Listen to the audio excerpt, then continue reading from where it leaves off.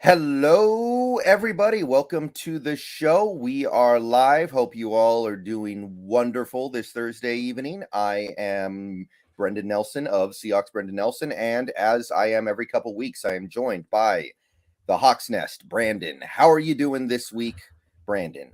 I'm wonderful. We're having a typical Pacific Northwest fall or spring here, where we don't get us any signs of summer. It just goes from winter to summer. But that's okay because we got Mhm. Hawk Talk, and that always warms my heart a little bit. Yeah, and it's a very interesting off season, more interesting than the average one. I remember couple of years ago, and my browser just lost connection to my camera. I don't know why, but luckily you guys can still hear me. You guys know what I look like. It's okay. It's all good. We can tell. Yeah, I'll try to figure that out in a second here.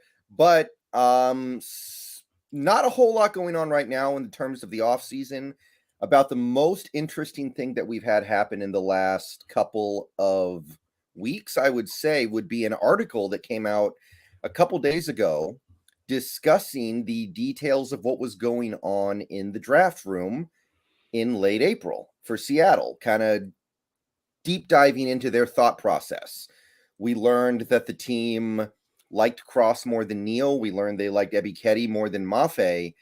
And we also learned, and this was really interesting to me and should make a lot of people feel good, is that they were deciding between Kenneth Walker III and an unknown offensive lineman at pick 41. They went with Walker, and a lot of people think, although we'll never know, that the offensive lineman that they almost took at 41 may have been Abraham Lucas.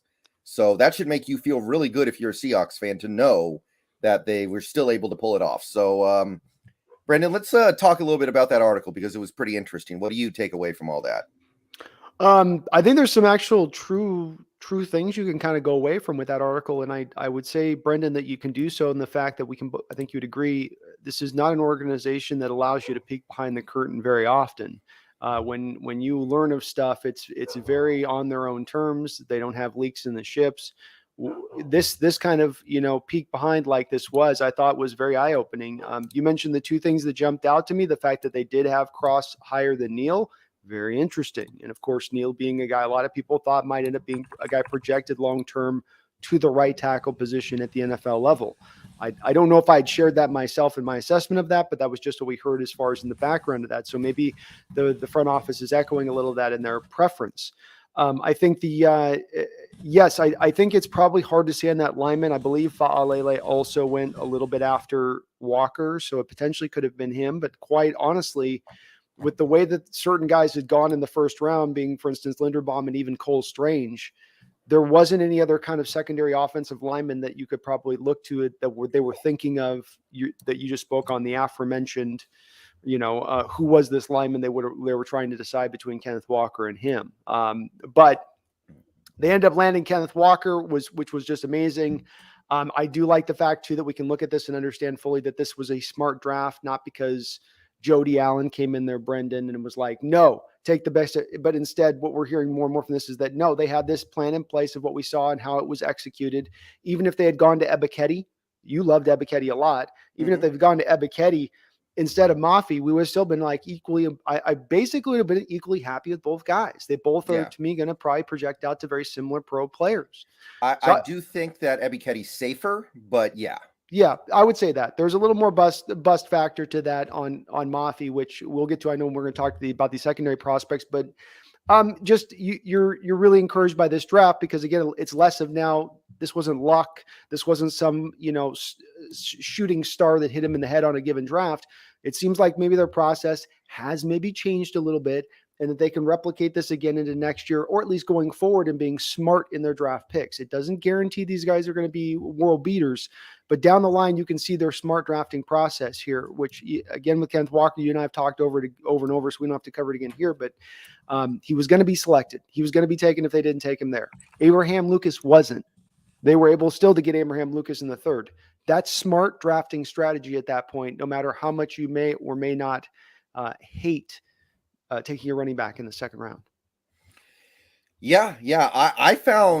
I thought it was really interesting that we liked Cross that much because pre-draft you can actually go back and look at some of our streams together. I was worried we would have had Penning above Cross. So to know that we had Mm-hmm. Cross above Neal, that tells you what they're prioritizing. And it sounds to me like it might be more of a Shane Waldron thing than anything else, which is encouraging because you want your offensive coordinator to have a lot of say in his offensive personnel.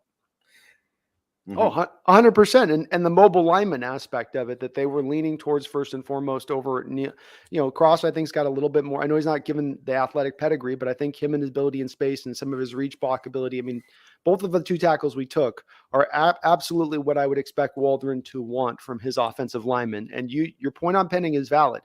The old ways, the old ways of our offensive linemen, how we would like to pick them was that we would go for those big, just gnarly guys that were going to beat you up. And now we're going for more of the athletes with some potential upside on top of being good players right now, not just being raw guys, which would also be a thing we go to too, is we get guys, well, he's going to be really raw.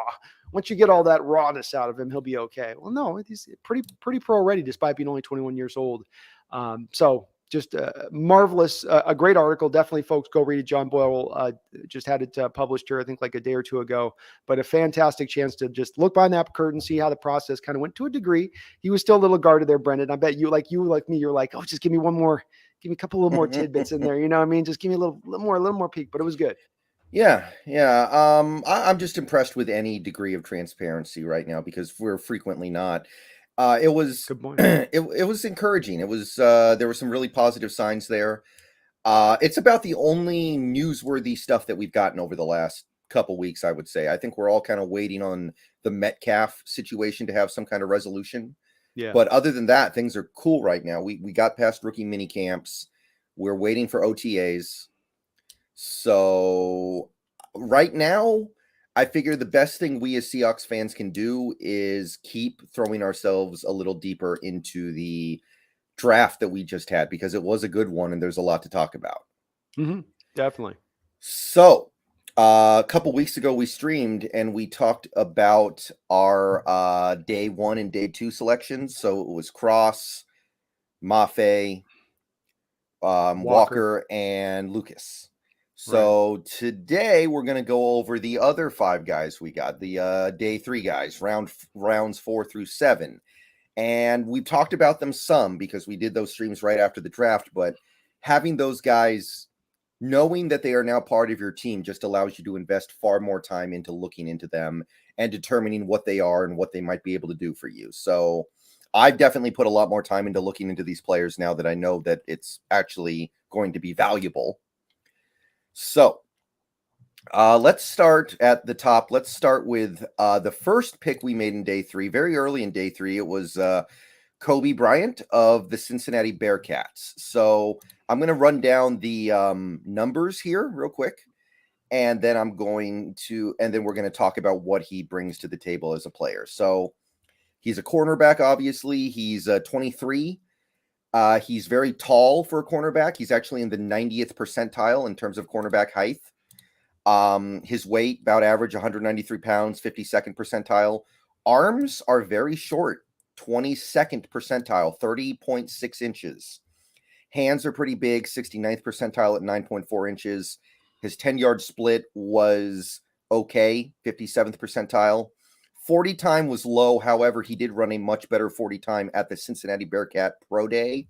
He got it down to like 4.47 compared to the 4.54 he ran at the Combine. And he had 17 bench press reps, which is actually quite good for a cornerback. It's 73rd percentile. This guy played in a ton of games in his career. He started 50 different games as a Bearcat across 5 seasons. Basically missed no time that I can tell. 9 interceptions, 35 passes defensed, 170 tackles. So that's the initial hits you get about Coby Bryant. He's very, very experienced, and he brings a lot to the table just in that regard. But what else can we say about Coby? Well, two-time All-ACC. So he was also, this wasn't just a one-year wonder situation with him this year. He's giving you multiple years of production. People like to harp on that, especially with quarterbacks, for instance. They love that. Well, 1 year of production, multiple years of production. You mentioned the multiple starts, but that's playing at elite place over multiple years as well, meaning you're not getting just a flash in the pan player here, Brendan. You're also getting a leader in the locker room, a guy that looks at himself like an alpha type. He's going to come in here and be that presence. I remember at the time of the Legion of Boom starting to get to its maturation process and really, really like getting to that next level. And Carroll was like, okay, we've taken these guys up to our spot where they need to be from a how much we can show them here. Now we need leaders within this to develop to take this thing then to the next level. Because once the players take true ownership of it, it's not just a job for them, but it's true ownership. That's when that can all come together in the way that it absolutely needs to be that type of dominating unit. I'm not talking about replicating the Legion of Boom here. I'm talking about the process of getting leaders on board that have that natural tendency within them so that when the elite talent's built around them, you have those guys in the locker room to make it all mesh. It takes it to me all together. So that component I don't think can be undersold. He had a brother who played at Ohio State and was a very good player at Ohio State, but was really wrecked by injuries and had his career cut short because of that. And I think that does have to give you got to feel like probably a little extra fire there where he knows, this is kind of for bro. This is all, you're getting an all ball guy. This is what you want to hope to get on guys 4th through 7th round. You want it all the way through, but you want guys, hey, if I'm going to have you as a developmental guy, or you're a fringe NFL player, I got to have you have that extra thing as far as what you're willing to do to go for it. And I don't think there's any question with this guy when you read anything about his background or history. So a very solid player. As I've said to Brendan on my last point with this is you've had 34 Walter Thorpe Award winners in its time, aside from Kobe Bryant. Okay. I went back and checked. And if we're just going to say league average guys, and let me ask you this, let me set this up, Brendan, because this is a land right. What would you say an NFL average is for starter level play from 4th round draft picks? Knowing if we've got, let's say 30% is the hit rate as in first rounders, what would you put the 4th rounders at? Once you get down to the 4th round, I feel like maybe 4 or 5 of those guys on average becomes a starter. So we're looking at that's about 7%. Well, yeah, I think you're closer to like 10% because there's 40 picks in the 4th round these days because of all the compensation picks. Let's call it 15% just to be gratuitous. Okay. Mm-hmm. 34 Walter Thorpe Award winners, 21 have been at least league average players in this league. So that's a 60% hit rate. And I know it's to say he's just a Thorpe Award winner. All the stuff you just said, Brendan, goes in addition to this, right? It's not just this in its own little set. It's all of the metrics you supplied, all of the starts he's done, 10 interceptions for his career at Cincinnati. And then you pair it also in with this under just as kind of a background thing to go, okay, 10 to 15% on the high side is what I'll normally get out of a 4th round pick just off of the Walter Thorpe Award winning basis alone. It's a 60% rate. I'll take that in the 4th round. I'll take that kind of swing in the 4th round all day, and I'll be excited about it. Not just like, oh, we're getting a player like, oh, this is one of the reasons we got probably a guy can start instantaneously. And one of the reasons why I don't know if you feel this way, but I have him projected as CB2. I think he's next to Sidney Jones when it's week 1 out there on the field. Yeah, I've kind of come to that conclusion as well. I think he will be starting day 1. I think that what you are getting with him is a very solid starter, somebody who is not going to disappoint you too much. I don't think he has cornerback 1 potential. I don't. But I feel very comfortable that he will be either a good number 2 or at the very least a good cornerback, outside corner backup, where he's like your first man off the bench. I feel very comfortable about him being at least that. And I think that when you're picking in the 4th round, you do need to get guys like that sometimes. Not the highest ceiling, but a nice high floor. You know what you're getting. It frees you up to be able to do things like what you did with your next draft pick, which we'll get to in a little bit here. But I think the leadership thing you were talking about is really interesting because he was on a defense with guys like Sauce Gardner, Darian Beavers, Myjai Sanders, I believe his name was, the pass rusher. Mm-hmm. There are a couple other guys I'm forgetting too. Oh, the safety, Cook. Right. I can't remember his name. Carl Cook, something like that. You got the Cook right. It's something Cook. Yeah. Really good players, a lot of whom are considered to be better prospects, especially Sauce Gardner, than Coby. But Coby was kind of considered the leader of that team, I think. Yeah. I mean, you got a lot. It's a little weird, I think, to a degree, because to me, Coby should be in a lot of respects. The safety was all right. Myjai was all right. In my opinion, it should have gone Ahmad Coby as if you're talking about NFL prospects coming out of that defense from last season. He should be that second guy. it's a little bit of why I'm not certain with him, honestly. And this is not trying to be a homer here, Brendan. I'm a little uncertain of why he drops. I gotta say, 4.5 at 6'1" is fine. If you're 5'10", then you need to be at that 4.4 type speed. But if you're a little bit longer, a little bigger, doesn't have the length like you said, but it's not bad. We're talking 1.5 inches off of the 32 inches, and he's got a little bit longer hands, which then make up. It's like it's negligible. And he's great in zone. That's the other thing, is he's got an unbelievable familiarity in zone, playing off zone, which I think what we're going to be doing, I've been working on this theory lately, and this is going off topic, Brendan, but I think we're working on this year. What we're going to do is do this off coverage with the corners, right? No press. So you show off coverage, and then you have blitz, which you wouldn't normally run. You run with man. But there's certain schemes that are doing more of this now, where you have actual zone coverage operating off the blitz coverage instead. And it requires that. If you watch his highlight tape with him, watch how much what he's doing is just him off thinking and reacting live to what he's seeing in front of him, first going to a spot and being pre-programmed to go to that spot. So he might really factor in well with that as well, in what they're trying to do with that. I went a little bit of a tangent there, but I get really excited for this guy despite being a fourth rounder, because of all these things he's bringing into play. You're not normally going to grab out of a fourth rounder. And I don't really understand why he dropped, Brendan. I mean, maybe is it really just the arm length, do you think? I mean, why doesn't this guy go in the, late second, early third versus fourth round? Well, I had him in the third, so him going in the early fourth is not radically different from what I was kind of expecting. I do think that, how should I do think that his combine was not up to his standard, which is why he had, I think, universally better testing numbers at the Cincinnati Pro Day. His 40 time was almost a tenth of a second better. I believe his other agility scores were a little better. Maybe that soured things a little bit. This was a pretty good draft for cornerback, so it's a little easier to slip a little bit if a certain team decides, you know what, I like that guy better than this guy. He was playing across from Sauce Gardner. Maybe that colored some people a certain way to where they just kind of felt like, he is what he is. He's never going to be a superstar because he played with such a good cornerback in college. I don't know exactly what it is. That would be my guess.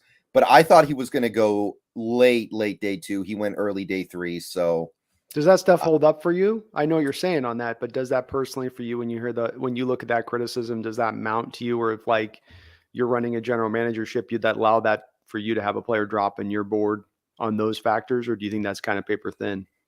No, I don't buy it very much at all, because clearly he proved something at his pro day.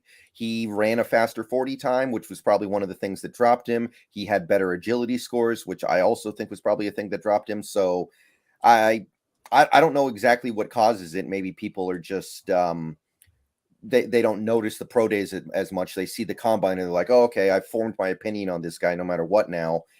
The thing I think that might be legitimate is just you're looking at other cornerback prospects and you're like, oh, okay, I like this guy a little bit more for one reason or another. He's more my style. And, in the old days, Coby wouldn't really have been Pete's style, right? Because of his short arms, but we're not doing that anymore. So maybe that's all it is. It's true. It's true. And your point on the fact this was a loaded cornerback class, you could make an argument that was perhaps the deepest position in this particular draft, that's going to make some certain guys fall too.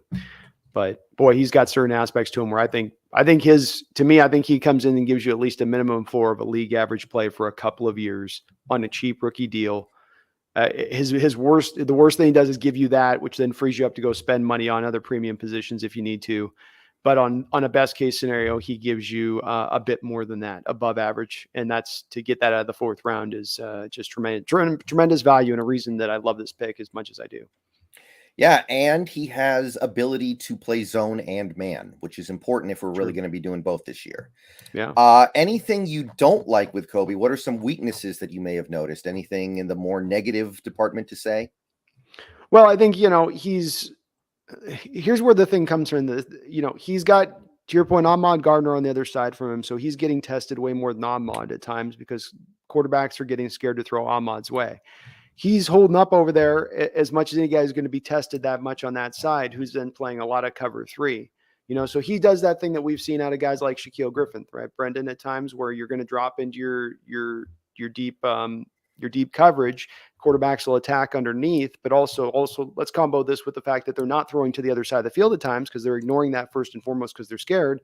Now you're really getting picked on, but you're playing from the schematic point of view what you're supposed to be doing. Your coverage responsibility, if you were.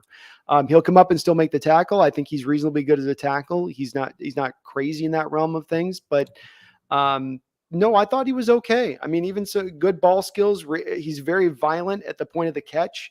I don't think that there's a lot of he's a little like what to me Cade Otton was at the tight end position coming out of UW, where it's like he doesn't do anything amazingly, but does everything pretty well roundedly. And I don't know that I didn't see on tape any times that matched up where, oh, well, that length came into play here. That 1.5 inches cost him there because he is still 6'1" on top of that, where it's like, okay, he doesn't have the length, but he's still a big bodied guy. And when you get a guy 6'1" going up with a guy that's 5'10" as a receiver or one of these mighty Mike types, he's going to kind of bully him up a bit. And so I thought it was good to my estimation. I thought he ended up giving up a lot of catches, but it was him just doing what the coverage responsibility is, which is just take away the deep stuff, give up the underneath stuff. Just don't let him attack deep. And sometimes that looks bad on tape, right, Brendan? Sometimes that makes those corners look like they're not doing I'm doing what I'm supposed to be doing. Yeah. I mean, do you think the reason why he's in that role frequently is because of his physical limitations or his speed, or if it just happens to be what the defense is doing? Because that's what happened with Trey Flowers, right? Trey Flowers would give up short stuff all day to protect deep. Yeah, the but last then couple of years he was here. That's true with Trey Flowers, but there's two key differences. Number one, Trey Flowers is way slower than Kobe Bryant and doesn't have his lateral quickness or agility. Number two, Trey stopped keeping things clean over the top. Shaquille Griffin would keep things over the top clean, but then he'd give everything up underneath. Trey Flowers started being a sieve on the back end too. So his problems were compounded where not only was he going to give up the short stuff, but the deep stuff, and he was going to let guys run by him.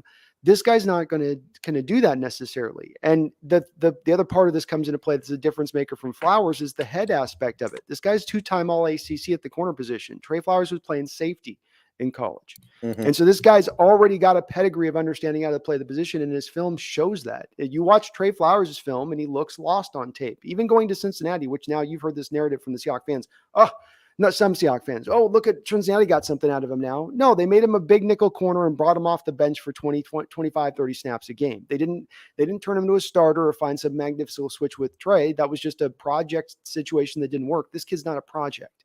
So I do think that when you're playing cover 3, Brendan, you've got to give sometimes these guys a little bit of slack with that. I mean, not all the way, right? If they turn into Shaquille Griffin where they never make a jump on the ball, but this guy's got that. When I go to his tape, I see him doing that where he's making jumps on the ball. He's actually reading the quarterback's eyes. He sees, he's going to his hot route. I'm going to break off deep and come up on this, or I'll peel off one route and go another. I've seen a couple of his highlights where he gets flooded, gets that flood zone concept where the first guy runs him off.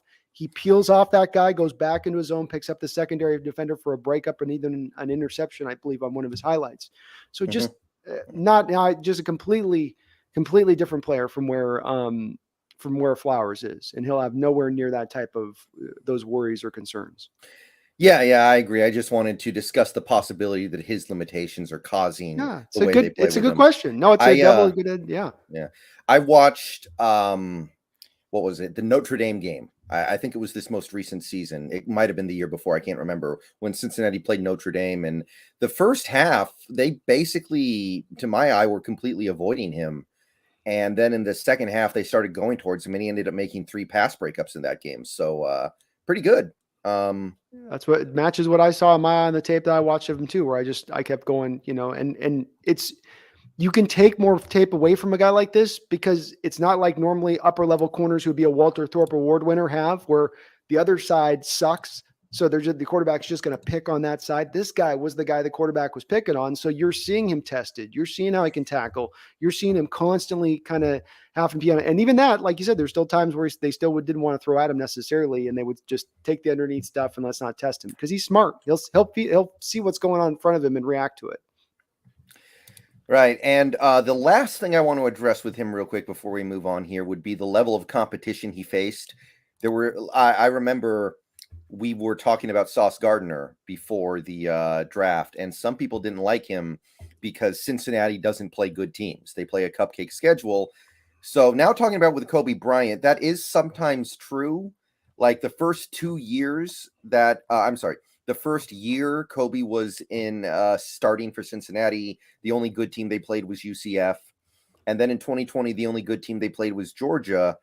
But 2019, they actually played Ohio State, UCF. They played Memphis twice, and Memphis was really good that year. And this most recent season, they played Notre Dame, Houston, and Alabama. So they actually did play good competition, and Coby continued to be effective. So I'm not so worried about that. Yeah, I don't think I also think like, are we getting to that point where we're dicing this down to where if you're not playing SEC competition on your college schedule that you just played against cupcakes? I mean, are we kind of, because this isn't like, we're not talking about a school that's like Liberty here, right? Like, or is that what we're throwing Cincinnati, the people that are making this argument? Are you trying to put that into that particular cup where you're saying that they're in that same level? Because it's like, let's get a little more nuanced here, right? There are those Liberty types, there are those really small school types that are playing with like 10 fans in the stadium, and then there are big college programs that are not Alabama. So if we're going to say that it's a cupcake because it's not the SEC, sure, okay, we can call that a cupcake. I think it's more like maybe cupcake without the frosting, Brendan, something like that. Yeah, I'll go with that. And Cincinnati, they produced so many guys in the draft this year. I don't think every single GM out there is just completely ignoring the fact that they're not playing anybody good. Like we had a cornerback from Cincinnati go in the top 5. Yeah, Right. yeah, top 5. So yeah, I don't know. I just I thought that was worth discussing, but honestly, Cincinnati has managed to earn their way into having good opposition. They got to play Alabama last year, so I think there is some credibility there. I agree. You mentioning on his last year of the schedule, especially, those are legit. And I know even the rest of what they played off that schedule you mentioned was still not just completely, Liberty Alliance, Chattanooga State. Like they were definitely still playing a couple of teams in there that at least occasionally get out some pro guys out of there. So I have no issues with this. Ahmad Gardner, if this was the case, the NFL thought that Ahmad Gardner wouldn't have gotten the first round. So the NFL is also saying they disagree with this case because. Yeah, Ahmad's great, but if the level of competition argument held that kind of value, that would ding him down. It didn't. Mm-hmm.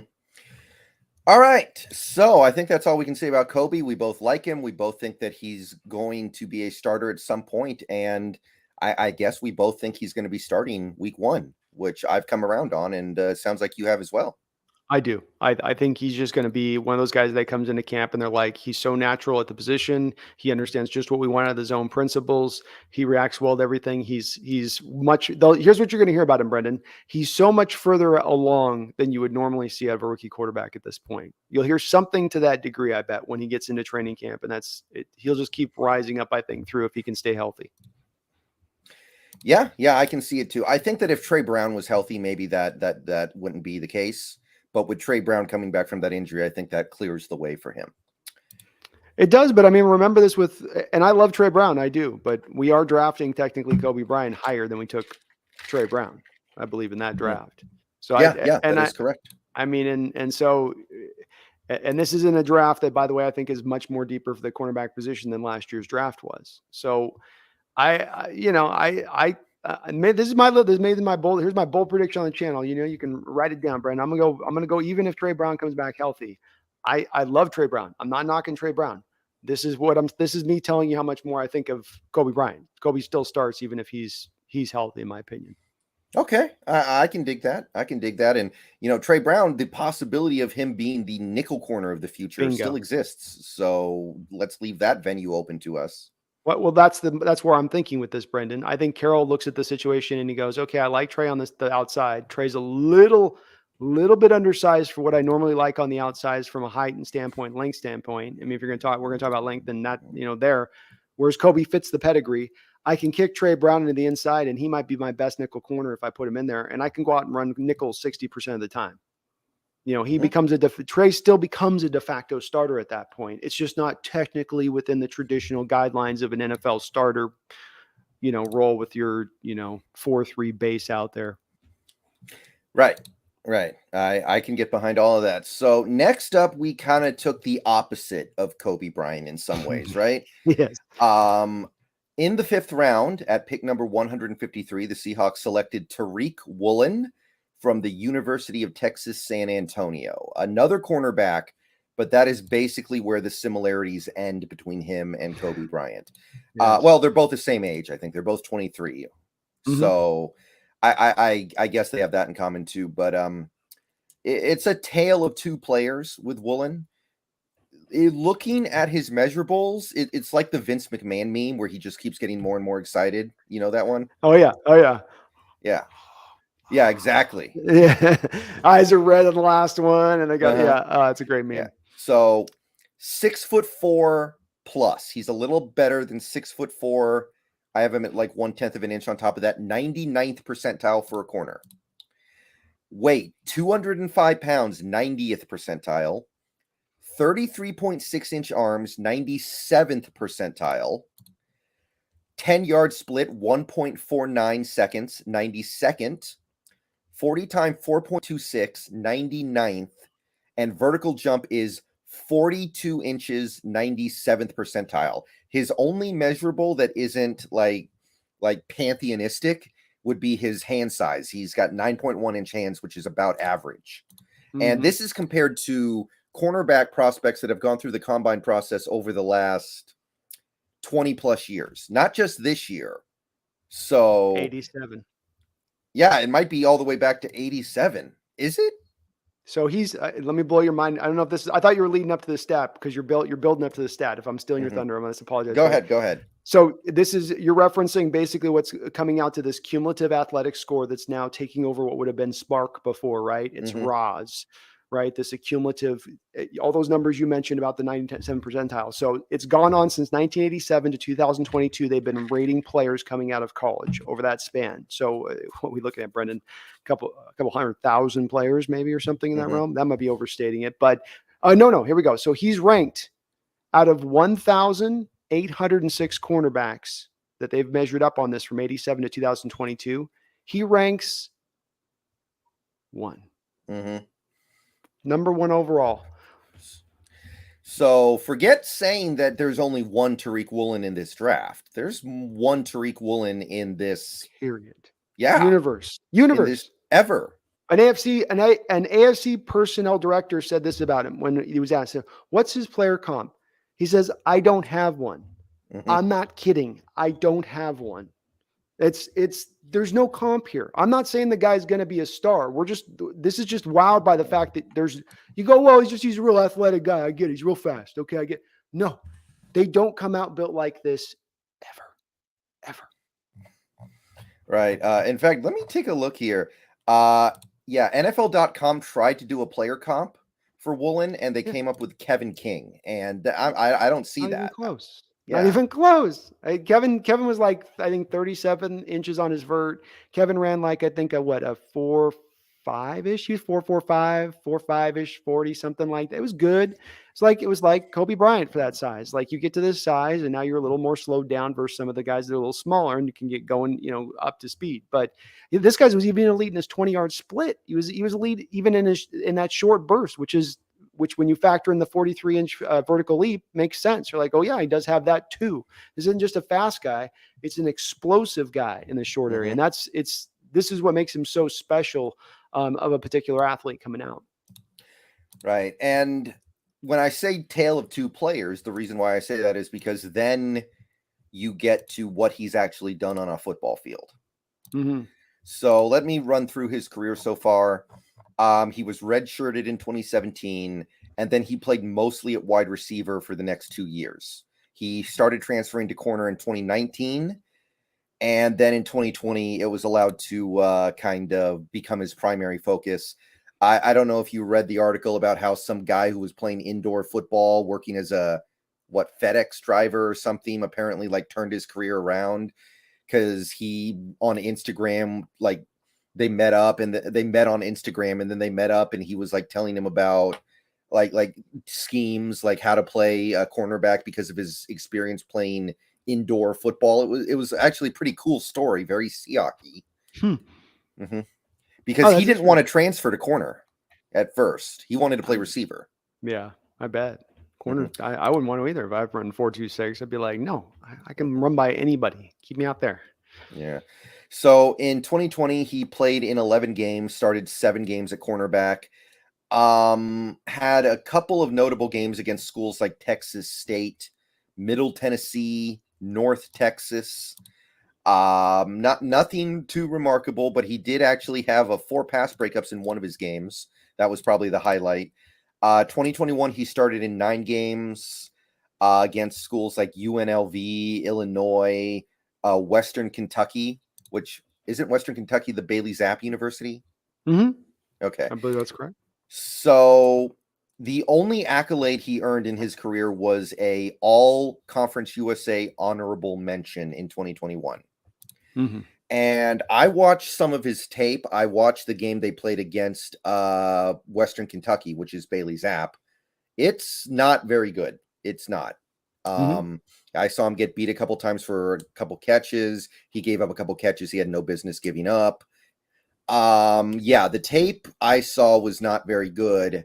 So you have 2 guys. You have Tariq Woolen, the specimen, and Tariq Woolen, the football player. The goal will be to turn the football player into the specimen. So let's talk about him on a football field, because we've been over what he can do as like an athlete. Mm-hmm. Well, you're definitely and let's acknowledge this. When we get to the 5th round, there's always a reason we get to the 5th round, even the 4th round, why these guys land where they land. You're not going to get your prospect that's going to be perfect in this realm. With Tariq, and this is a thing that we're going to get. This is also going to be kind of a common theme on another guy we're going to talk about on this list in a second, and that is that you may have guys who don't have the greatest of tape but have great athletic ability or great speed. And then you need to do a little bit more now work in your investigatory abilities and deciding what you look at, how that player should be looked at, because there's comes down to kind of a one or two realms here. Either A, he can be trained out of those habits, or B, that's who he is. He's got bad habits and we can't fix him. And I think if you have a player, for instance, that's gone through years of high school and years of college of playing a given position, for instance, you might go, well, the die is kind of set here. We can't really end this. It's going to be kind of what it is. If you have a guy that doesn't have that background, like we're talking about with Tariq, where only 2 years in college, not in high school, played receiver, then transitioned to cornerback 2 years in. Well, then you go, well, there's an explanation. There's a difference between an excuse and an explanation. An explanation can tell you, okay, this is where this is going to go. An excuse is trying to cover something up. And I'm not trying to cover anything up with this guy. I'm just saying it's a bare bone fact. I have again 2 years coming out. To get to an honorable mention in 2 years, Brendan, to me is more noteworthy than the guy who's been playing all high school, all college, and then through the final year of college at a small school, he gets to be a first team bop. In some small school first team bop, right? Like in some Division 1A stuff where he's not even in the main. This is more impressive to me because that's showing me that he's, oh, look, we're getting development very quickly on this cycle, even if it's got to come from a UPS guy, like you mentioned. Not to mention, and you take on top of this, now you pair him up with Carroll. That's the other part we've got to factor with. I can give Carroll a rough diamond, and he'll probably polish it out. And everybody can get harping on Brendan Trey Flowers all they want, but there is a long list of cornerbacks who've come through here and played very good at that position beyond Trey Flowers, who did not have the highest draft pedigree going behind them, who were not the guys that everybody was like, oh, that's the dude right there. And so I got more faith because of that as well. But I think that the fact that you can explain why he's in this state, why he's a little bit rough around the edges, that gives me much more hope.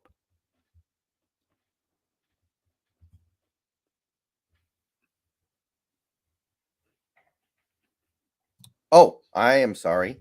You're good. Forgot to turn that back on. But anyway, one thing I do want to stress is that there are some things watching him play that you kind of like. It seems like his hips are good coming out of his back pedal. Mm-hmm. He knows how to utilize his length to take catches away at the last second. You did see him do some of that. He's can atone for mistakes quickly because his recovery speed is going to be so good. So he's going to have more margin for error than another corner like a Coby Bryant. If Coby Bryant makes a mistake and gets beat over the top, he might be cooked. Mm-hmm. Tariq Woolen's never going to be cooked. No.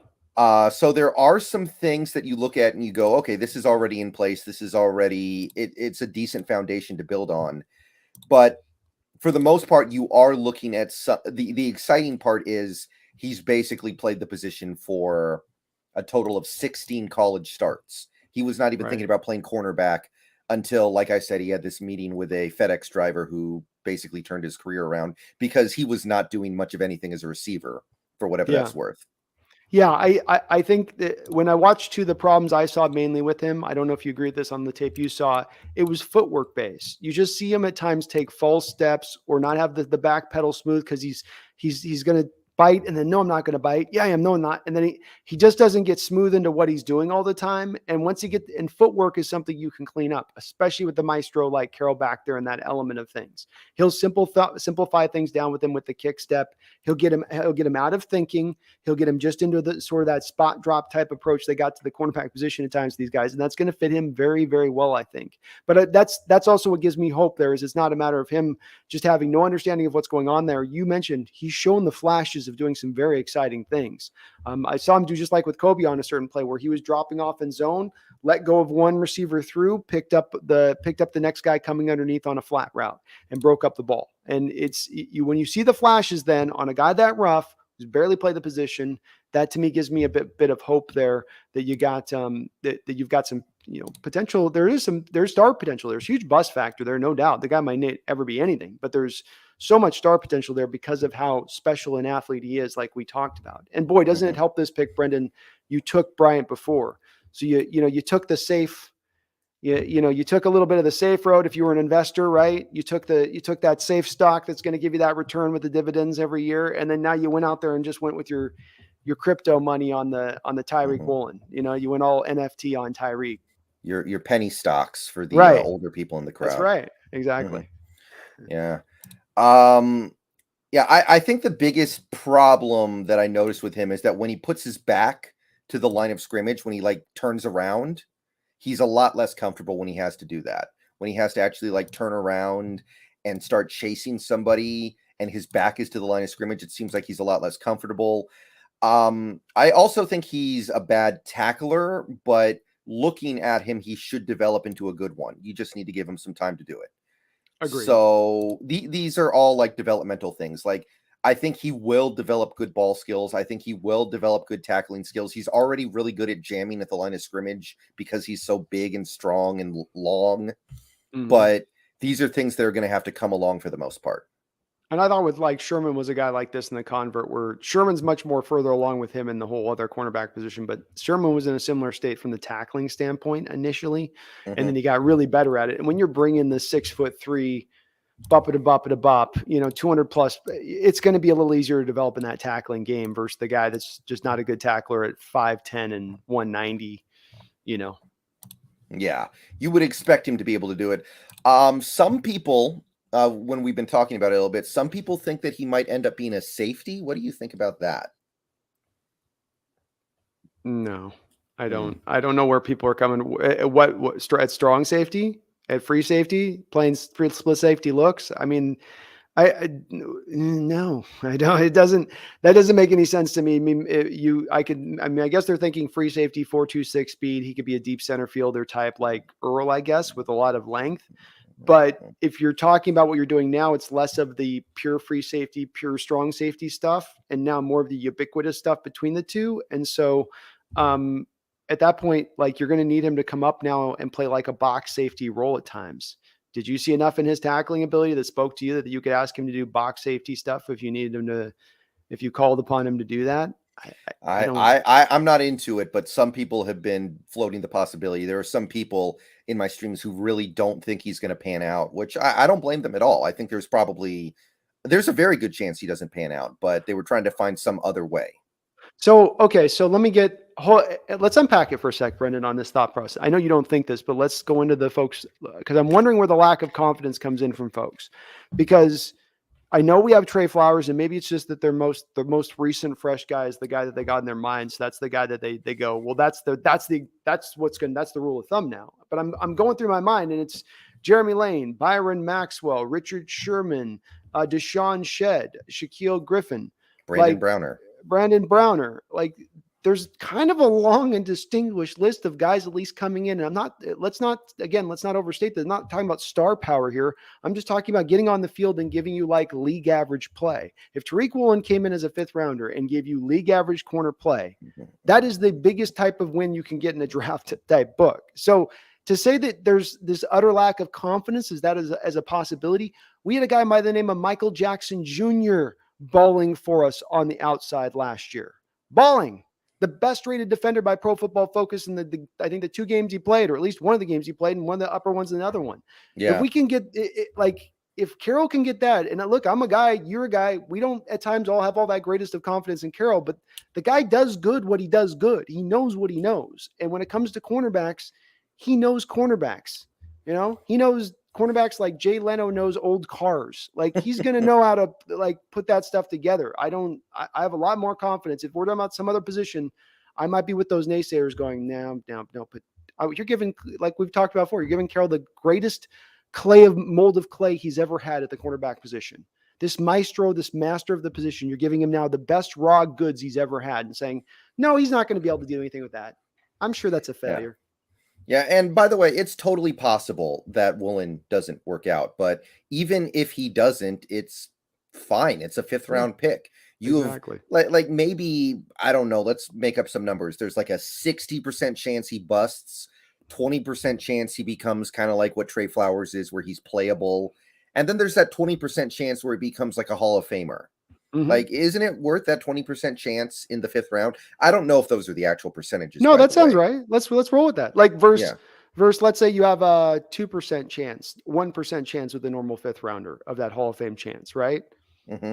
Maybe less than 1%. And then there's like a 80% chance he turns into Cassius Marsh. Like, who cares? Right.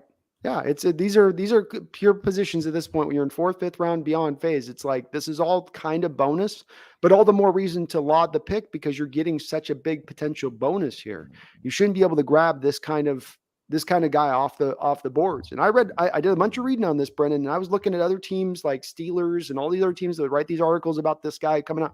Oh, we got to look at this guy in the 2nd, 3rd round. And it was universally all the way on these boards and stuff I was reading about, pretty much from team to team of where they had this guy allotted to then get him then in the 5th round is such tremendous value. Yeah. I thought he was going to go in the 3rd, and I would have been okay taking him in the 3rd, but it would have been uncomfortable. There's nothing uncomfortable about taking him in the 5th, I don't think. Right. Same. Yeah, I agree. All right. So I think that's all we can say about Tariq. Very, very interesting player. Really, really crossing my fingers on this one.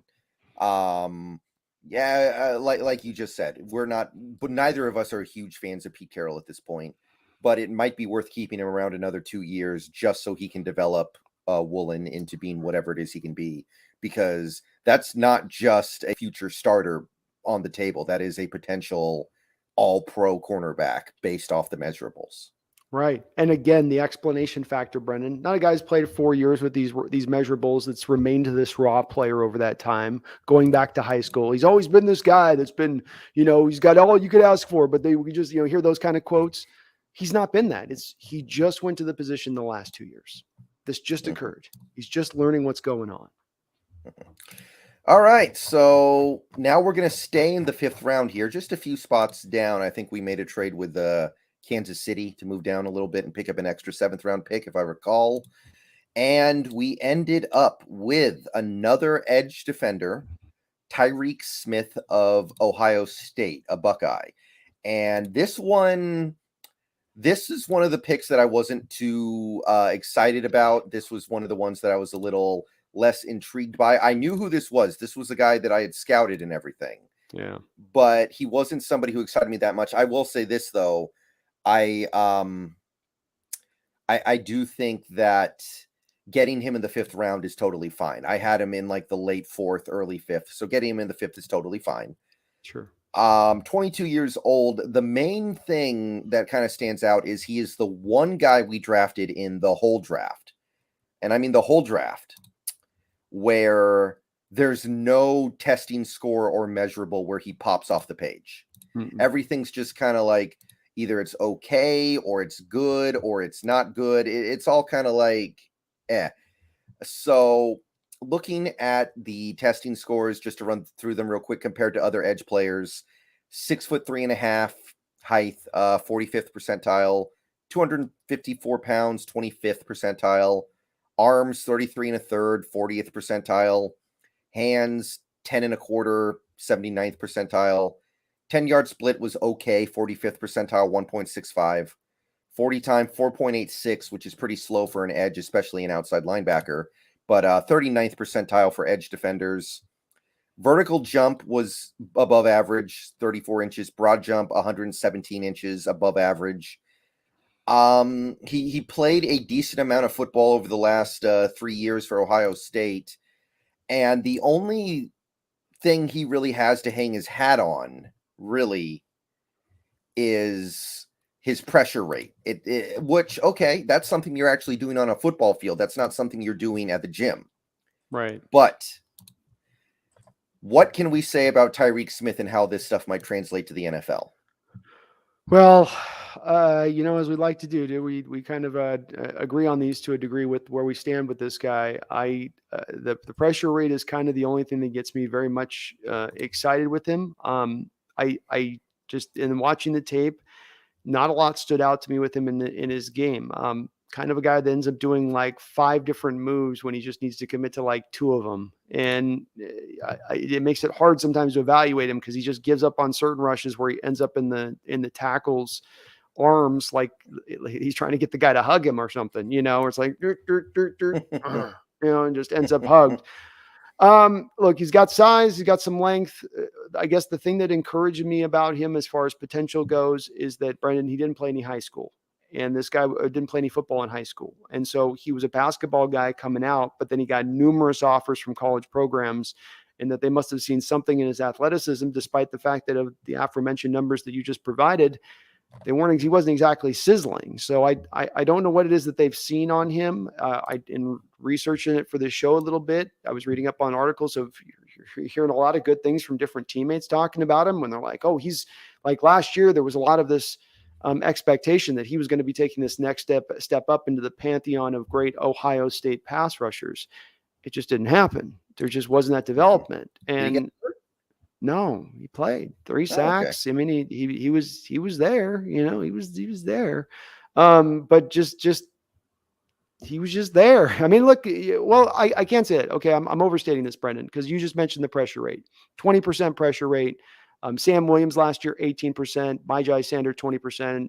Pascal was 16. Engabari, 26. Mafe, 19.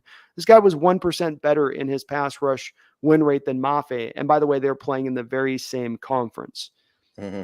I mean, maybe we make of that what we will. I'm trying to talk this one up, Brendan. I'm trying, man, but I don't know why.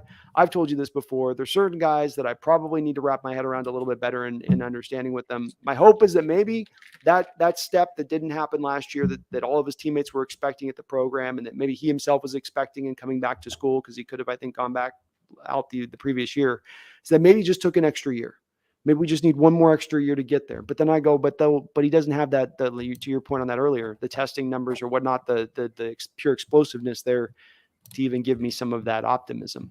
So I don't like to be a wet blanket on this one, but I'm having a hard one on this one. Yeah.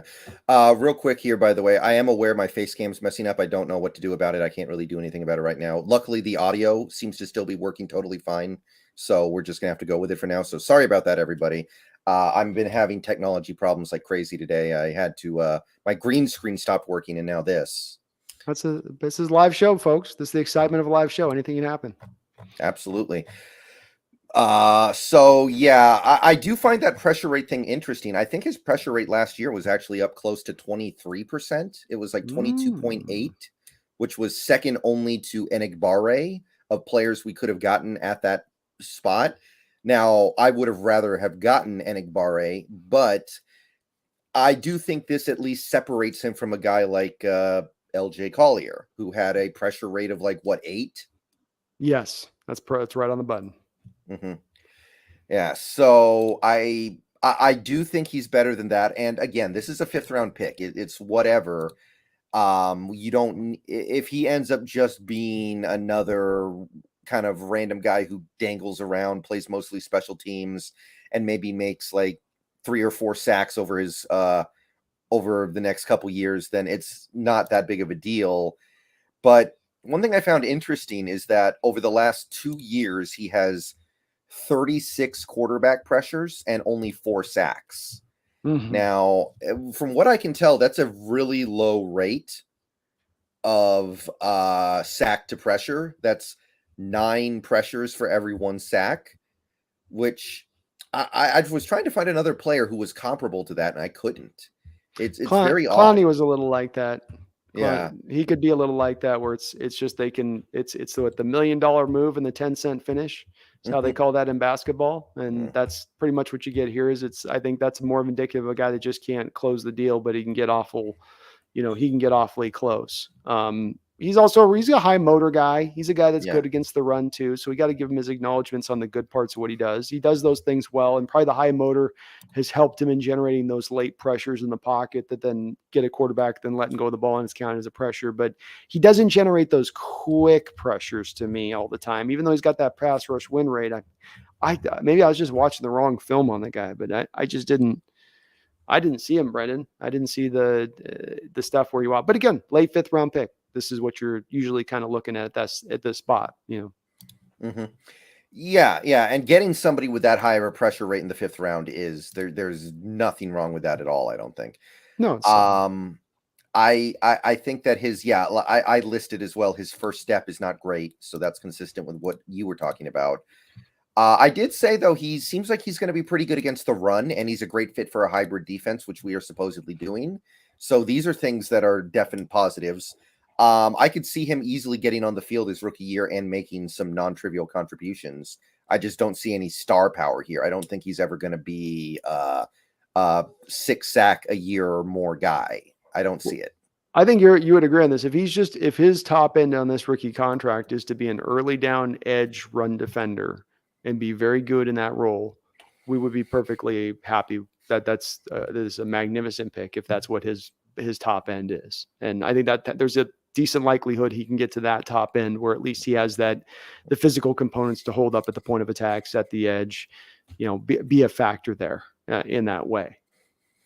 Yeah, I would absolutely take that in the 5th round, especially. And a little bit of edge depth is what we need. So yeah, if we got that out of Tyreke Smith, I would be very happy about it. But I don't know. There's just nothing here to get all that excited about. At Ohio State, he did get to play elite opponents. Like, he was playing Cincinnati, Wisconsin a few times. He played Clemson once, or actually Clemson twice.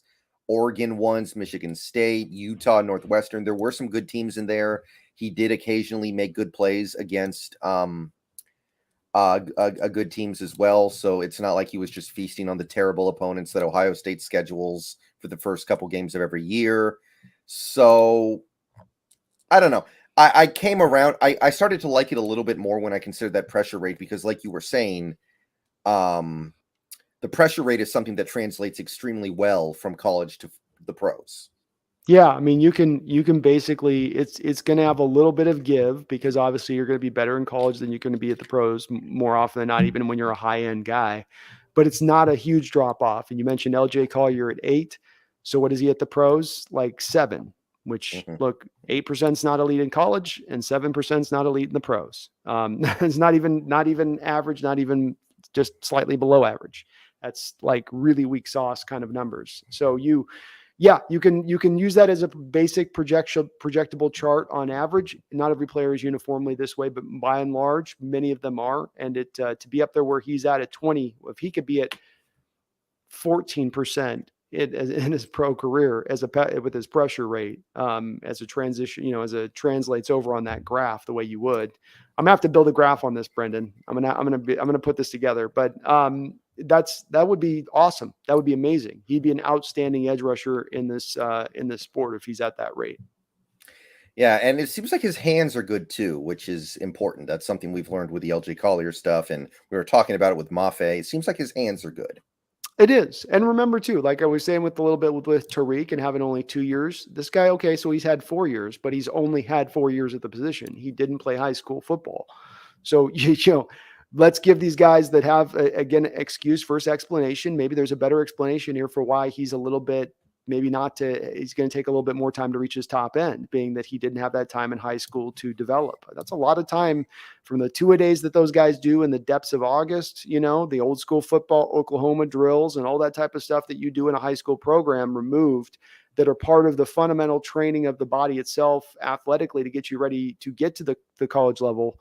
just maybe we have a little more room and rope. And this being for me and you both being guys that are somewhat pessimistic on him overall, even though we don't hate him, it's just a little pessimistic, maybe, if that's fair. Yeah, I think that's fair. And again, at the end of the day, he's a 5th-round pick. Whatever he ends up doing, it's more or less going to be fine. In order for him to actually be like a disastrous pick, he would have to, like, I don't know, corrupt some like Daryl Taylor in the locker room somehow and convince him to retire and walk the earth like Jules at the end of Pulp Fiction or something. That's what it would take. But whatever he gives is totally fine. So I gave the Tyreke Smith pick like a C. Maybe I would go like C+ at this point. But do you have a pro comp for him? I don't. It's I hard. don't. It is a little bit hard because you're trying to go to something that's. I mean, again, to put his like numbers in like 4.86 versus even a guy that was in the depths of the 5th round a couple years ago that we got, Melton Robinson, who ran I think like a 4.67. You know, which compared to the 4.86 is lightning fast. So who's a slow defensive end that plays the run really well, who's limited as a pass rusher? My mind doesn't come up with many great examples on that. You know, Red Bryant minus about 110 pounds. Yikes. All right. Okay. I guess that's about the best we can do. Sometimes these guys don't have a great comp. I mean, it doesn't on this one because usually I got a little bit of more of the, you know, I just can't because I can't project him much as a pass rusher. I wish I could. He's got the moves, but none of those athletic scores. 117 broad, 34 vert, 4.86 40. There's no explosiveness there. You're not giving me any. There's no meat on my bone. Mm-hmm. All right, so now we're down into the 7th round at the very back end of the draft here, and we took a couple of guys that are pretty interesting. This first one is the only guy we drafted that I did not scout, pre-draft, that is. So I didn't know very much about this guy when we picked him. Now I know a little bit more, and there's definitely some stuff to get excited about here with this first guy I'm talking about, Bo Melton of Rutgers. So this is a wide receiver. He's, I believe, about to turn 23. He'll turn 23 before this season starts. Height and weight, he's small. He's like in the 21st percentile for height and weight, 5'11", 190 pounds. Arms are kind of short, T-Rex arms, 31.25. Hands are small, 9 inches. Where he stands out are his speed and some of his athleticism. 10-yard split, 2.5 flat, 88th percentile. 40 time, 4.34, 94th percentile. So he gets up to top speed quickly, and his top speed is very, very good. And his vertical jump is also really good, 80th percentile, 38 inches. Broad jump and 3-cone are okay. 121 inches, 3 cones, 6.98, so just under 7 seconds. Pretty mediocre as far as receivers go, which is not ideal for a smaller guy, but there's some stuff to be intrigued by with this guy. He's got some special teams upside. He played with some really bad quarterbacks when he was at Rutgers, and he was leading the team in receptions and receiving yards pretty consistently. He was utilized as a little bit of an end around jet sweep receiver as well. So there's actually some stuff to hang your hat on here, unlike with a guy like Tyreke Smith in terms of his measurables. So what do you got on Bo Melton? Well, a pretty common theme this year in this year's draft, especially, we talked about in a second ago with the Tariq Woolen, was of course that, you know, relative athletic score, the RAS score, which is sort of taking the place of the Sparks, the other score quotients in the past to give you a baseline on what a guy's athletic pedigree is. He came at 99.23, which is again very elite, but he also joins Mafe, Walker, and Woolen in this class as all guys that were 8.94 or better in their grades on their relative athletic score. I think this is noteworthy, Brendan, not only for him and what we can maybe project with him, but also from when we look into future Seahawks prospects, that this is a little bit of a metric that we pay very keen, close attention to. He's a yak guy. Really good contact balance, very good at being able to get free of defenders and just sort of shed tackles in sort of almost an effortless fashion rather than your typical being real, a lot of jukes or spin move, or he's going to do a dead leg to you. It's going to be a little more just finds his way out of the tackle one way or another. The speed is legit. There's a little bit of a lazy comp out there, Brendan, among some Seahawks fans, which I can it's not a lazy comp. It's an understandable one, but it's not a real complete one. And they'll say, well, he's Doug Baldwin, and he's missing the most key element of Doug Baldwin's game. And Doug had a couple of elements to his game, but the first step quickness off the line of scrimmage, his release. Yes. This guy does not have Doug Baldwin's release. Now you talk about him being very quick, still very quick. You mentioned the 10-yard split that he ran on his 40. That's still, the quickness is there. That's why he's got this athletic score like he does. But that first step quickness was such a big component to what Doug Baldwin did. And if you make the comp to Doug, the guy's got to kind of have that first and foremost as a skill set before we go to that. I think the other thing that makes me a little hesitant with making the comparisons to Doug is that he does not run the scalpel-like knife routes in how he goes about his business. He can't cut on a dime. It's going to round him off just a little bit, Brendan, to get to where he needs to get. Now, it's not bad. It's not horrible. It's not unfixable, but it's just where it currently is right now, where it's not the sharpest of routes. The place that he jumps out with Doug, though, is the competitiveness at the catch point. He will go up. He will, a defender will go up and try to challenge him. He will go up and rip that ball away. He'll be the one to come down with it time and time again, even in those moments where you don't think he has any business making the catch. So that part jumped out, the quickness in his jump like Doug had, where he could really get to the height of his jump fast. This guy's got that too. So that's where I think some of the people are seeing the Doug comparison aspect of things. But fun player to watch. Does need to work a little bit on his hands. He is a little bit of a guy that right now I feel like you're going to have to manufacture the touches to, versus being just a good, just pure route runner. Gets open, I can rely on him to make the catch. But he's got some very interesting tools, and I think that he is going to push Freddie Swain quite a bit. Yeah, I'm down for that as well, because I know some people are into the Freddie Swain thing, but I want somebody with a little more upside, and Bo does have that upside because of his great speed. The comparison I've seen a little bit is actually more Lockett than Bo. Some people compare him to Lockett, which I don't totally see. I guess they see like a smaller guy with speed, and he's going to be good on shot plays. Like he was really good at locating the ball deep, but I still don't see it. That's an even worse comparison to me. I'm sorry, but Lockett was the most polished route receiver, was the most polished route runner coming out of college in the individual year of the draft. He came out because he had of course, father and uncle who had played in the sport, so he had a real refinement to his route running. This guy, one of the things you can point to that he doesn't have is refined route running. So again, we come just like with Doug's first step quickness. If we got to make a comparison to a guy, you don't want to make the guy's main attribute should probably sync up to the other guy's main attribute, And I know people are trying with it, but we got to go probably outside of a Seahawks receiver to find an applicable comp for him. And I say that while also saying I'm not sure that I have an exact comp of a guy that's 4.3 that is this kind of player exactly. Do you have anything else? Do you have anybody that jumps to your mind on it? Not especially, not at this moment. But I actually didn't think his route running was bad. It's not great or anything. I didn't find his route running to be as big of an issue as some other people did. To me, the issues with him are that if you jam him at the line of scrimmage, he may as well just sit down on the field for the rest of the play. That was one of the issues that I found with him. If you put the press on him, it's game over. His hands are not very good. He's not a very good blocker because he's so small. Like it was more things like that to me, I think. Mm-hmm. But I do see where at the very least you were talking about a guy who should be a returner, right? Right. He can be your kick returner or punt returner. He did it some in college. He can add value there, and that's something that Freddie Swain is not really giving you. That's not what. So maybe he can oust Freddie Swain's roster spot via that.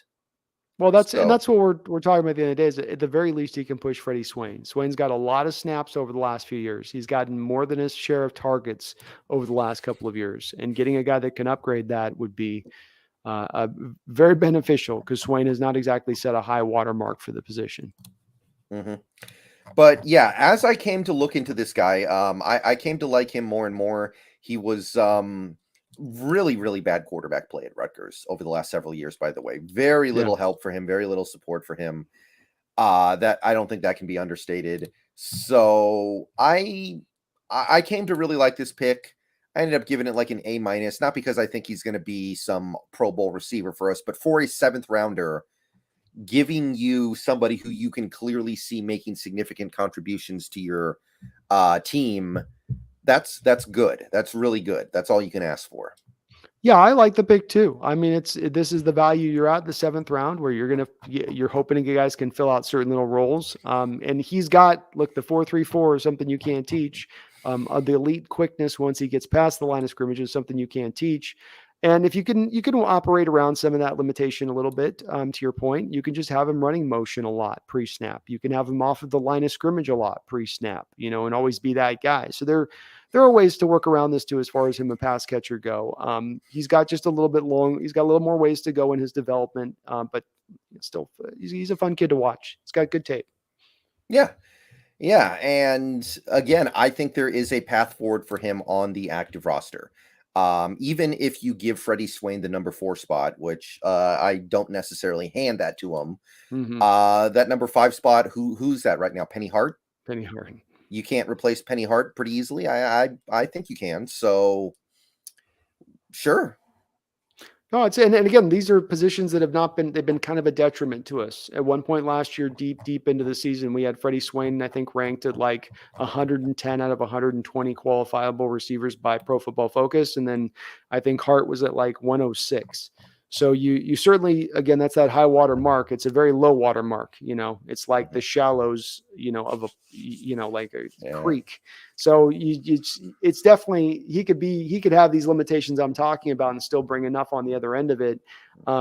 Yak ability and just being as good as he is at the catch point to where he wins it out over these guys because they're just not pushing enough of that competition level for him, which I like. Cade Johnson's going to be in this mix too, I think, though, too. Yeah. Cade. Can't forget Cade. I still, by the way, I still like Aaron Fuller. I know he's been around for a while now and he hasn't done anything to separate himself, but I've always liked Aaron Fuller. All he's done is caught the ball whenever they've thrown him the ball in preseason. So, and he can only work with the amount of targets, attempts, and chances that they give him. And, so I'm not out on Fuller. You gotta show that you can't do it for him. I'm going to throw it out. And it's like, he's making catches. Last preseason, he was balled a couple times, especially that Raiders game, I think. Yeah, that sounds right.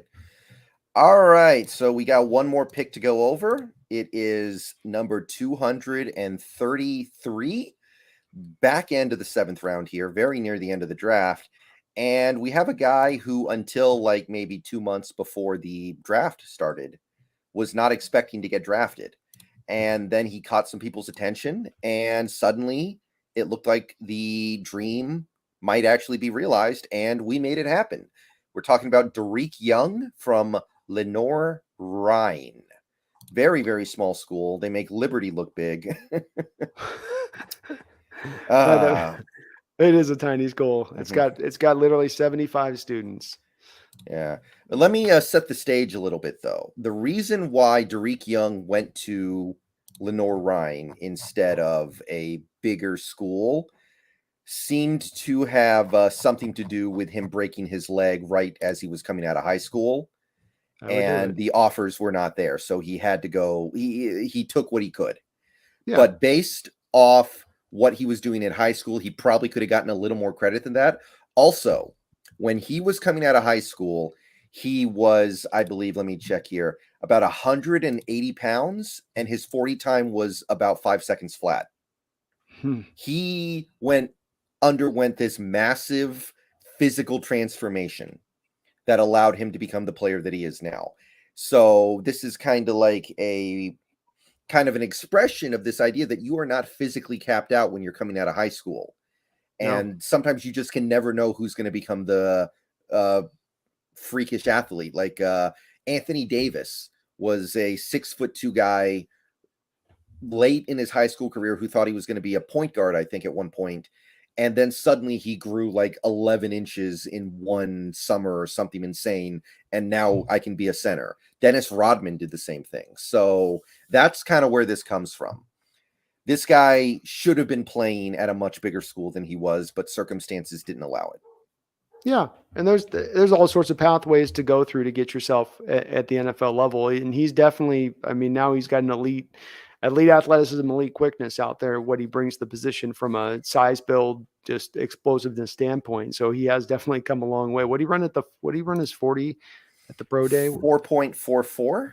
Yeah, so he's very, very fast. I've long become enamored. You brought up the idea, I think, a couple weeks ago, of him being that extra running back you can maybe carry on your roster because he has such good kind of, at least out the film that I saw, really good running back skills. We can't watch a lot of film on him because obviously there's just not a lot out there on him. I tried to kind of dig, and it was few and far between from what I could look at. So it's really as much anything the highlight you go off of with him, but it does stand out that he's got that Cordero Patterson type vibe to him, and how he can just, with the ball in his hands, be very fast but very elusive and still also break tackles in addition. It's a rare combination, especially for a guy his size. In addition to it, a guy that I think gives you now a true backup plan for that.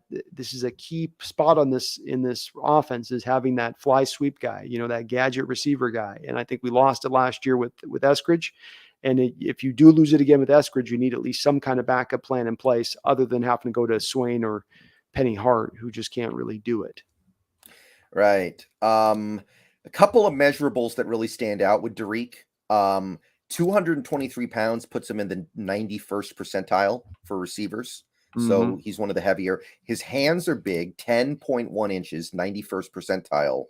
And now here are the big ones. Broad jump, 135 inches, 97th percentile. That's so much. 135. And 22 bench press reps puts him in the 94th percentile. So this guy is strong. He's yoked up. Yeah. Yeah. So there are some areas where he very clearly stacks up well physically to receivers that were playing for big schools on Saturday evenings. It didn't manifest itself when he came out of high school, and he had a broken leg, so nobody wanted him at the time.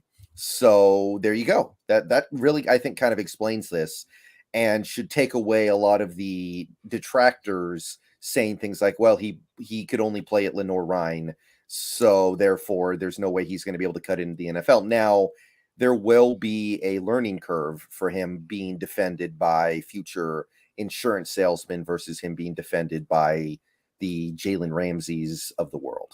But physically, he can do it. Well, this is why I like, again, too, because you have him fit into a role. We talked about this with Tariq Smith a little bit with Bo Melton, too.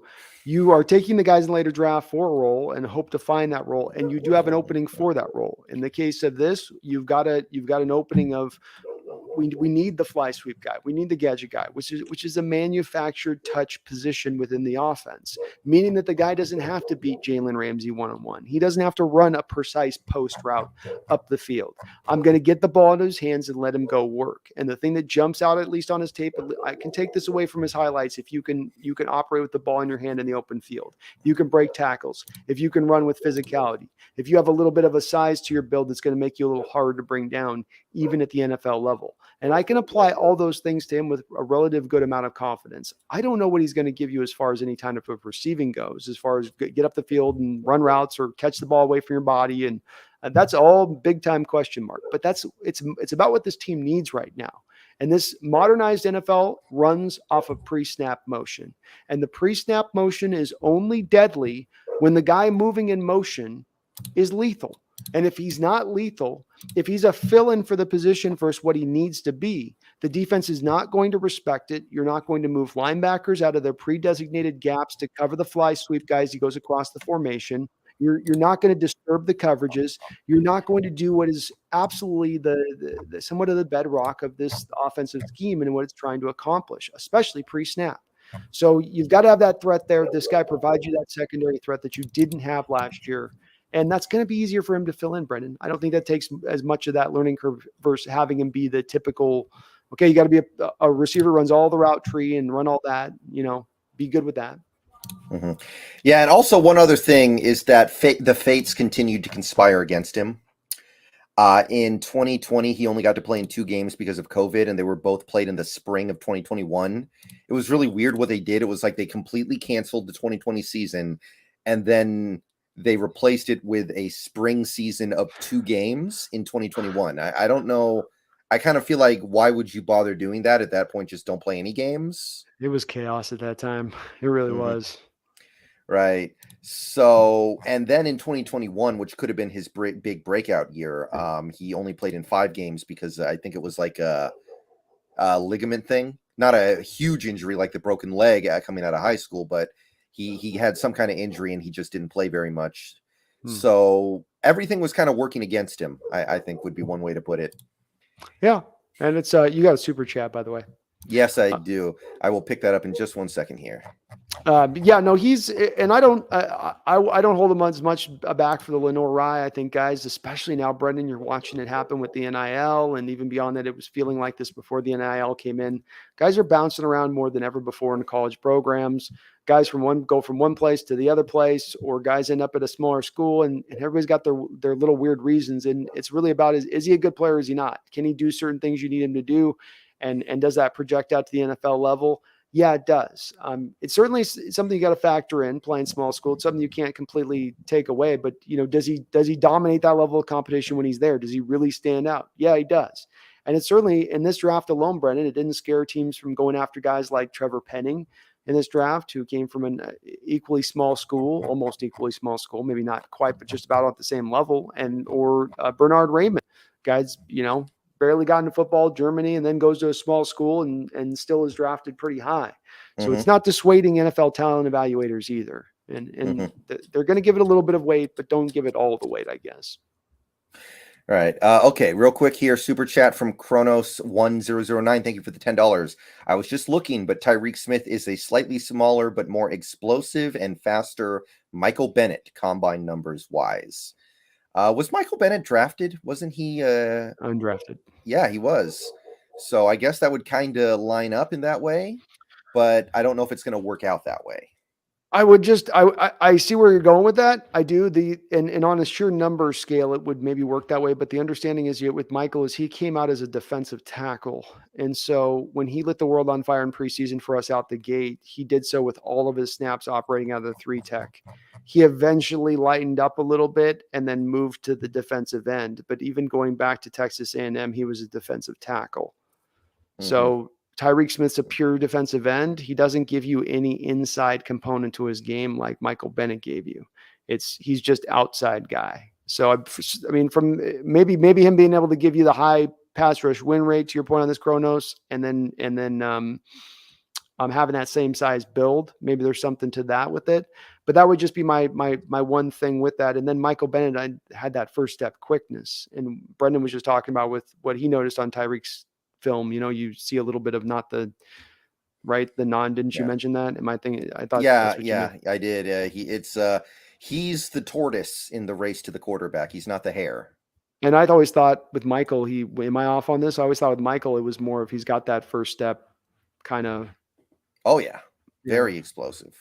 But again, there's some components to it that works, and certainly in the run game, he's going to be just like Michael. I think from that edge, he'll be very good. Michael Bennett was underrated from the edge in the run game, and Tyreke could definitely be that. Yeah, and I think that's. I guess it's a better comparison than just about anything else we came up with because it was not easy to. Yeah, beats our comps, Kronos. I couldn't even come up with one. I'm over here like I don't know. I'm still trying to think of one, and I haven't gotten a good one. Now, yet. Speaking of pro comps, Tariq Young, this one's kind of become a cliche to the point where I don't even want to say it, but everyone's talking about who's the next Debo. There are some things about Tariq Young that make you think of Debo. Now, he's never going to be the receiver that Debo is in terms of the ability to actually catch the ball. I did think that for a guy who played a lot of running back, his yard after the catch skills were not as good as you might like. But there is some of that there with how they utilized him in college and some of the skills that he brings to the table. So you could start there and say he's like homeless man's Debo. Yeah, it's definitely become a little bit of the go-to comp now. It works this way. Mine's Cordero Patterson. I think he's closer in build and size to Cordero. I think their 40 times are pretty close to what each of them ran coming out. I think if you look at and then just watch him with the ball in his hands, he's got that same kind of long striding style and how he breaks tackles, right? Like Cordero doesn't do it with that. Like Debo runs a little bit like he'll have a little bit of a running back that's fast style to him. That's a little lighter. Cordero will do it with just really nice cuts in the open field with his vision in traffic. And then he's got those legs just go real long in his strides. This guy's just kind of, to me, that's who he looked like to me. Is I would definitely take that in the 7th round. Cordero Patterson has been a believe useful it. player. You better believe it. Yeah, no doubt, all day. So, in order for Tariq to make the roster, he probably has to push out Swain, or, well, it's not going to be Melton, right? Because you've got Metcalf, you've got Lockett, you've got Eskridge. Well, I think we got to think of it like this. There's 2 receiver spots, right? 4 or 5. And right. so you have 2 spots and we have 4 players, I think. So we got Swain, Hart, Melton, Tariq Young, and Cade Johnson. And Aaron Fuller, if you want to add him in there as a black sheep. Yeah, but here's the thing. We know that Cade is very likely to get to the practice squad because he did last year. Penny Hart can probably get to the practice squad. I can't imagine anybody poaching him. Right. The question is, are Melton and Young able to fall through the cracks to the practice squad? Because they were 7th round picks. Because I don't think Freddie Swain would make it to the squad, even though I don't think he's that good. I just feel like he would get picked up. Probably. He's done enough where people will be like, oh, well, he's got a couple of these. Nobody will look at the fact they're broken plays. They'll just be like, oh, he's got an 80-yarder here and a 75-yarder here. And he must be good. Yeah. So that's kind of the way that I'm starting to look at it, where who can you cut and get back on your practice squad? Yeah, I mean, you might be right on the Swain thing. This is the part where I think, to me, you got to let the best man win through camp, I think they're playing a little bit less spring training or training camp games, whatever. But I think you got to look and let that be dictated out here. Who's going to win the best? Not who's, in Swain's case, who's given us some production in the past, but is Melton better? Is this other guy better? Be creative with it, like you mentioned. Again, I think your idea on, if he is that good with the ball in his hands, and you can almost serve him up as a sort of fly sweep guy / we might even give him a carry or 2 from the running back position from time to time, and he's comfortable in that role, I give it a try there too. Doesn't hurt to try out on a 7th round guy and see if he's got that in his game. I mean, that's what happened with Cordell Patterson, is he didn't used to be lined up in the backfield, and then the Falcons were like, F it, let's toss him back in the backfield from time to time. Let's see if he can do that too. I mean, San Francisco did the same thing with Debo. Debo wasn't running back in college.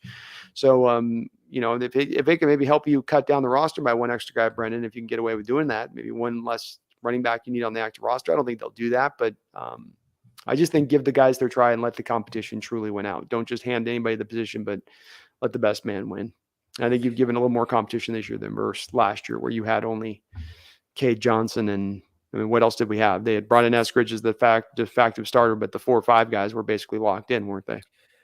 Penny Hart maybe could have lost his job, but there was always this thing with Wilson and Hart where they really seemed to have a good connection in practice, and then it never manifested in game. But I never thought Hart could really lose that roster spot as long as Wilson was there. Now I think it's possible because he hasn't done anything. No. And I don't see that much with him that excites me. I don't see a lot of ability. I don't either. There's not been any moments that I've had with Penny Hart where he stood out to me. And frankly, there was a few times where Russell was trying to throw to him last year and he'd go up the field and he just couldn't be competitive at the catch point at all because he's just undersized and he couldn't get up to the ball. And it was like there was no chance it was going to be caught. I'm with you. I don't know. He must be a great practice squad player because I haven't seen a lot from him on the football field that, opened my eyes. All right, so I think that's all we got for today. I think we did a good job really deep diving into these rookies, talking about these guys who are the future of the Seattle Seahawks. I will send us out on a little bit of a happy note, though, because something has just come across my desk here from Jeremy Fowler. Ooh. Supposedly, Aaron Donald is still strongly considering retirement if he doesn't get the money he is demanding. Ooh. So the plot thickens. So it was all about the money. That's what we were all wondering when he first said that. If I get the Super Bowl, I might just retire and be like, oh, he's just saying that because he wants to get paid. So I'll tell you, Brendan, we got a couple of teams here that are going to be having to deal with some salary cap situations coming up upon it. I'm doing some research right now for a show I'm going to be having coming up where I look at some of the upcoming schedule and opponents this year. And you look at the Niners, they're paying at the top of the position, tight end position right now with Kittle. They're paying top left tackle, like record breaking money for Trent Williams. They're paying top linebacker money to Fred Warner. And now they're about to have to sign Debo and Bosa to similar contracts. How many high, not only talking high end contracts here, Brendan, but how many like highest paid guys in the market can you put on a football team at one time without having to completely exercise the rest of your roster to make it happen? Well, they don't have to pay a quarterback once they get rid of Jimmy for a couple years, so that helps. But you're right. Obviously, I don't mind it in this circumstance. I don't like it when players start demanding new contracts when they have several years left on their current one. Like, I get it when there's 1 year left, but yeah, like the Ezekiel Elliott thing when he had 2 years left on his deal, even like the Cam Chancellor thing when he had 3 years left. I'm like, come on, dudes, honor your contract. Yeah. I agree with you. I'm not a big fan of that either. I think I get that the players will say we don't have guaranteed contract. You got to negotiate stuff in the CBA. Get your stuff done there. And if you can't get a strong enough CBA, that's on you and your players union to get that done.